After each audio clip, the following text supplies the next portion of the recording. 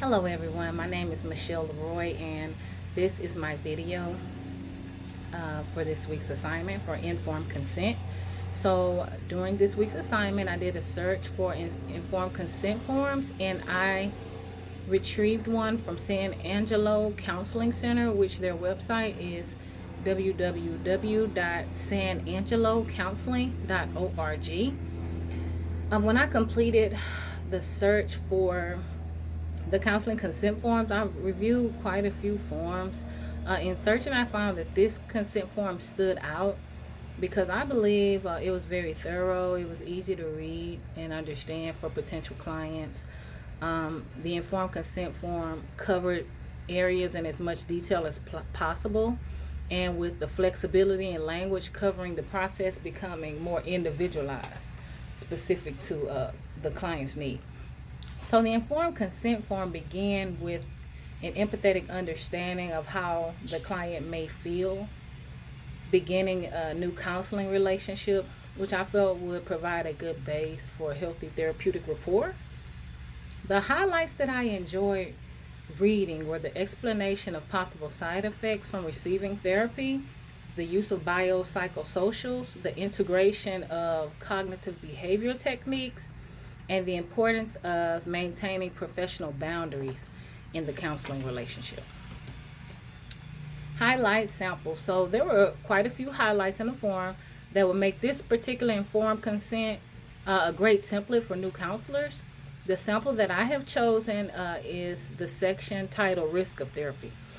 So the Risk of Therapy section states, therapy is the Greek word for change. Clients often learn things about themselves that they don't like. Often growth cannot occur until past issues are experienced and confronted, often causing distressing feelings such as sadness and anxiety.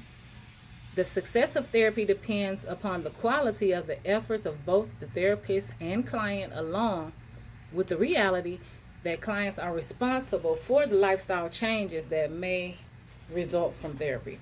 So I chose this section because I felt as though the writers were very clear in the experiences that may occur in indicating that therapy is a team effort, but the writer still communicates that the client is responsible to make the choices or changes. This section, I believe, also lets the client know that they are responsible for actually doing the work, even though it's a collaborative team effort with them, the client, and the counselor.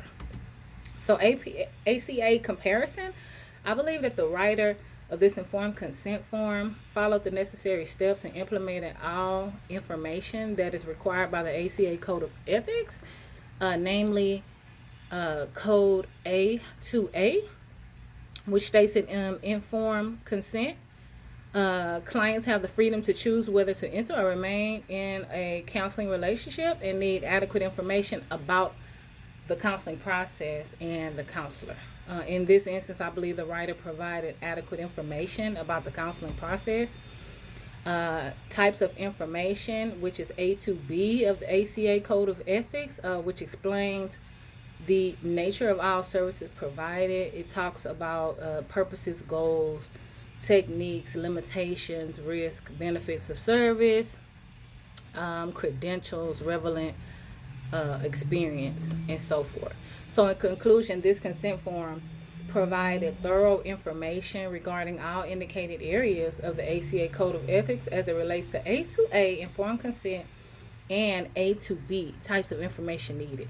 Nelson and Wheeler also state that legal difficulties are of great concern to counselors, and periodically the ACA Insurance Trust sponsors risk management workshops that help the counselors avoid legal difficulties. So every counselor should become his or her own personal risk manager. To do that, strategies are recommended, but the number one strategy is going to be the importance of that informed consent form.